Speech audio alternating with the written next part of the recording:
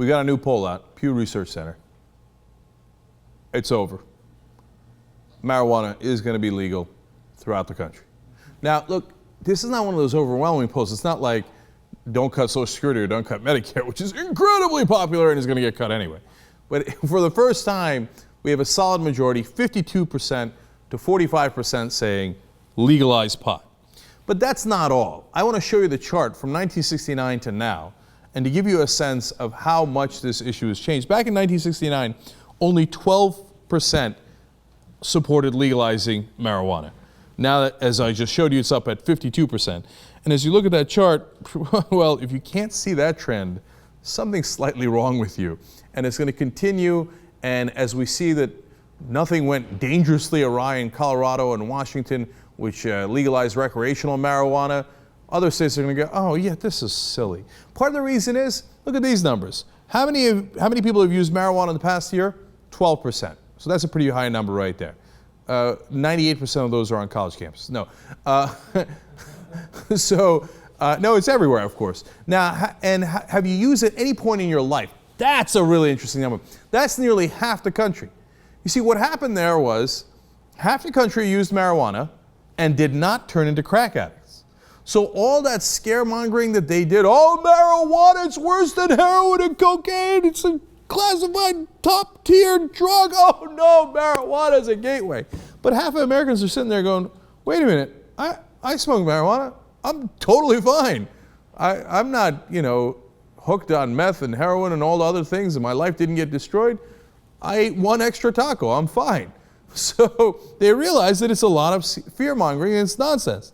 Now, as you get younger, the numbers get even bigger. People under 50, they support legalization at 54%. So growing and growing. Now, look, when you get younger, it's even bigger numbers. But look at that. That goes all the way up to the age of 50.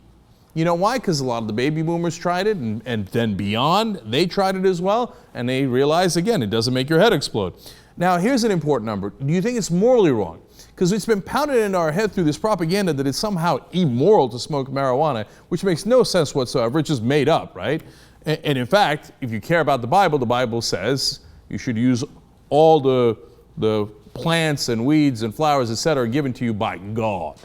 Okay, is it morally wrong? Back in 2006, which isn't that long ago, 50% of the country still thought it was morally wrong. Today, it's only 32% and dropping. And so, of course, older people are more in that category, and they continue to depart us. So let's just keep it real. The numbers are in our favor. And finally, here's what's setting off a lot of people. The cost of federal law enforcement efforts, 72% say it is not worth it. It's too high a cost. So that's a lot of conservatives in that category too, saying, well, look, I might not like pot, but it's costing us a fortune to imprison all of these people for smoking pot, dealing pot, etc., etc. So as I look at this, I look at a wall, and you know what I see on it? Handwriting. The handwriting's on the wall. This thing's over, man. I'm calling it. And it's going to go much quicker than you realize. It's not going to be like one of those long, drawn-out battles. I mean, we already had that. Jesus, this has been going on for decades already, right? So, but now that we've passed the tipping point, I think one state after another will fall much quicker, and eventually, I don't know what the period of time is, but again, it's not decades more. Within a shorter period of time, we'll look up, I don't know if it's 4 years, 8 years, but you look up and go, oh wow, look at that. Man, that was quick. Pot's legal in the whole country. That's what's going to happen.